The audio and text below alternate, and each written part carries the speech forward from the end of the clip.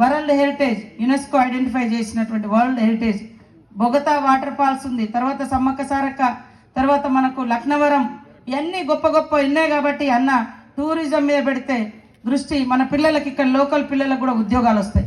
Tribal university కోసం ఆ రోజు అన్న మంత్రిగా ఉన్నప్పుడే తెలంగాణ విభజన అయ్యేటప్పుడు ట్రైబల్ యూనివర్సిటీ కోసం కొట్లాడింది ఆయన. పేరు సరే తర్వాత వచ్చినాక ఓడిపోయినాం కాబట్టి ఆ పేరు మన దృష్టికి వాళ్ళే. అప్పుడే సోనియా గాంధీ గారు ప్రకటించారు వారి ఆధ్వర్యంలో.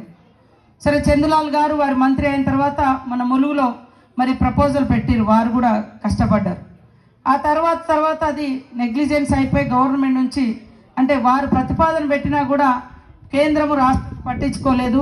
కానీ ఇప్పుడు మరి మన గవర్నమెంట్ కూడా తొందరగా రేవంత్ రెడ్డి గారు సీఎం గారు కూడా స్పీడప్ చేస్తే వెంటనే ఇప్పుడు క్లాసెస్ నడుస్తున్నాయి. మార్కింగ్ చేసిన 400 ఎకరాల భూమిని ఇక్కడ మన ఊరు దాకా కూడా వచ్చింది. రేపు ఇదంతా కూడా డెవలప్ అవుతుంది. అదేవిధంగా మెడికల్ కాలేజీలు